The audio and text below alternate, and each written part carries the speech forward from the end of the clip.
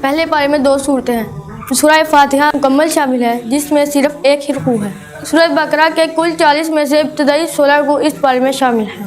Chapter number 1, Surah Al-Fatiha. Overview of the topics. This surah is Meccan surah. It has 7 verses. The main topics are supplication of God for guidance, and God is enough for guidance. أعوذ بالله من الشيطان الرجيم. بسم الله الرحمن الرحيم. الحمد لله رب العالمين. الرحمن الرحيم. مالك يوم الدين. إياك نعبد وإياك نستعين. اهدنا الصراط المستقيم. صراط الذين أنعمت عليهم غير المغضوب عليهم ولا الضالين. آمين. Overview of the Surah Al-Fatiha from verse 1 to 7. God asked for supplication to him for guidance. This surah describes the primary and foundational principle of the Quran in condensed form. A prayer to God is described which encompasses all needs and requirement of human life. سورہ فاتحہ طلب ہدایت کی دعا. اس سورہ مبارکہ کو الفاتحہ اس لیے کہا جاتا ہے کہ اس سے قرآن مجید کا افتتاح یعنی آغاز ہوتا ہے. اس سورہ کے کئی نام ہیں. ان میں سے ایک نام ہے اساس القرآن یعنی قرآن مجید کی بنیاد. اس نام کی وجہ یہ بھی ہے کہ یہ سورہ مبارکہ ایک دعا ہے اور پورا قرآن مجید جواب دعا ہے. اس سورہ طیبہ میں اللہ نے ہمیں دعا سکھائی. اہدنا الصراط المستقیم. ترجمہ: اے اللہ تو ہمیں سیدھے رستے کی ہدایت عطا فرما.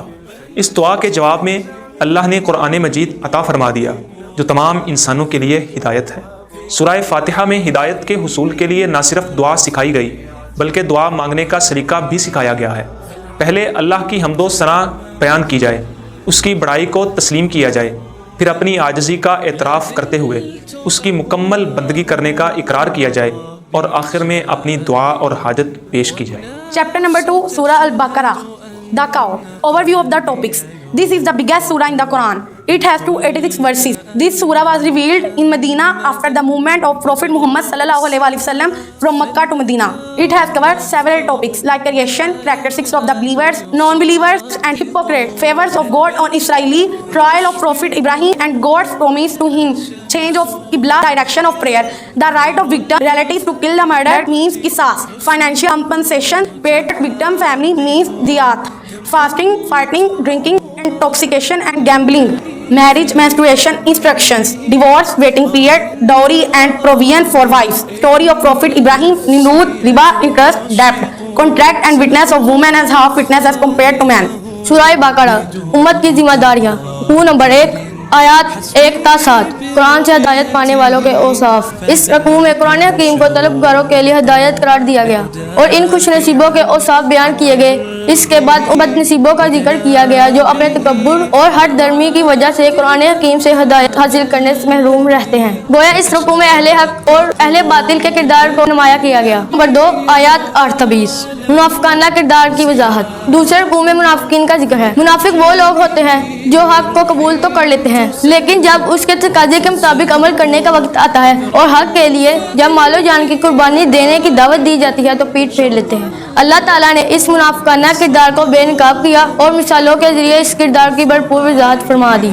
رکوع نمبر 3 آیات 21 تا 29. قرآن حکیم کی عظمت اور دعوت. تیسرے رکوع میں قرآن حکیم کی عظمت اور نوع انسانی کے لیے اس کی دعوت کا بیان ہے. تمام انسانوں کو زندگی کے ہر گوشے میں اللہ تعالیٰ کی مکمل اطاعت کی دعوت دی گئی. قرآن حکیم کو اللہ تعالیٰ کا بے نظیر کلام قرار دیا گیا اور اس حقیقت کا انکار کرنے والوں کو اس جیسے کلام کی محض ایک صورت قابلے میں لانے کا چیلنج دیا گیا. اس رکوع میں اللہ تعالیٰ نے گواہ فرما دیا کہ بعض ایسے فاسق لوگ ہوتے ہیں جنہیں قرآن سے ہدایت نہیں بلکہ گمراہی ملتی ہے. یہ وہ لوگ ہیں جو اللہ تعالیٰ کے ساتھ عہد کرنے کے بعد اسے پورا نہیں کرتے. جس چیز کے ساتھ اللہ تعالیٰ نے تعلق قائم کرنے کا حکم دیا اسے توڑ دیتے ہیں اور زمین میں اللہ تعالیٰ کی نافرمانیاں کر کے فساد پھیلاتے ہیں.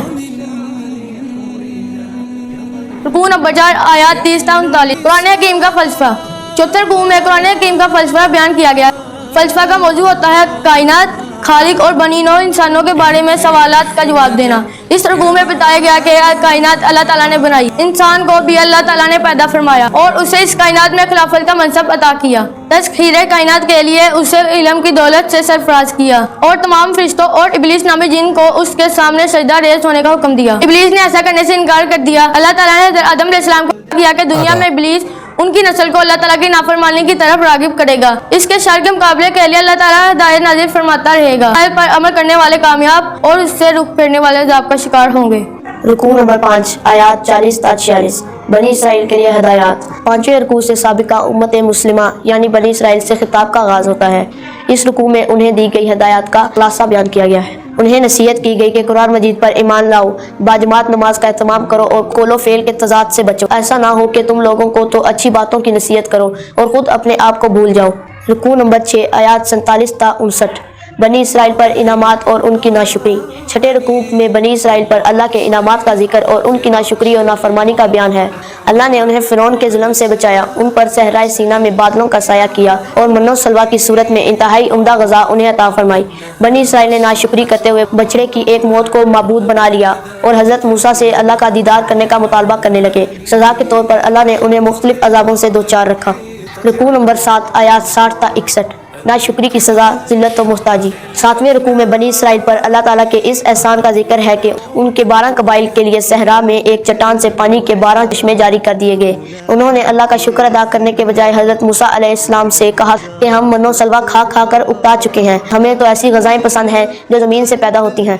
अल्लाह ने नेमतों का नज़ूल ख़त्म कर दिया और उन्हें कहा कि खेती बाड़ी करके ज़मीन से अपनी पसंदीदा ग़ज़ा हासिल कर लो।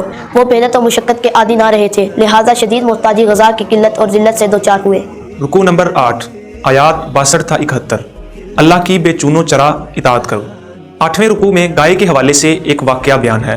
ये वाक़या इतना अहम है कि इस पूरी सूरह मुबारका का नाम अल बकरा यानी गाय है। हज़रत मूसा अलैहिस्सलाम ने बनी इसराइल को अल्लाह का हुक्म सुनाया कि एक गाय ज़िबा करो। बजाय इसके कि फ़ौरन वो अल्लाह के हुक्म पर अमल करते और एक गाय को ज़िबा कर देते, वो पूछने लगे कि वो गाय कैसी है, उसका रंग कैसा है, उसकी सिफ़ात कौन कौन सी हैं।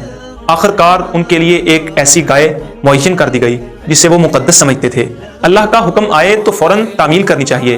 गैर ज़रूरी सवालात करना अल्लाह की निगाह में नापसंदीदा अमल है। This Ramzan Quran is presenting a series of brief summaries of all the 30 para of Quran in both Urdu and English languages for our beloved audience. So join us to celebrate the 14th 11th anniversary of Quran.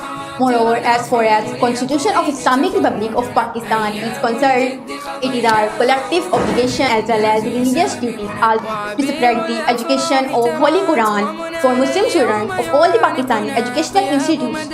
Jazakallah. یہ رمضان قرآن اپنے پیارے سامعین کے لیے اردو اور انگریزی دونوں زبانوں میں قرآن کے تمام 30 پاروں کے مختصر خلاصے کا ایک سلسلہ پیش کر رہا ہے، لہٰذا قرآن کی 1411ویں سالگرہ منانے کے لیے ہمارے ساتھ شامل ہوں۔ مزید یہ کہ جہاں تک اسلامی جمہوریہ پاکستان کے آئین کا تعلق ہے تو یہ ہماری اجتماعی ذمہ داری کے ساتھ ساتھ مذہبی فریضہ بھی ہے کہ ہم تمام پاکستانی تعلیمی اداروں کے مسلم طلبہ کے لیے طلبہ کی تعلیم کو عام کریں۔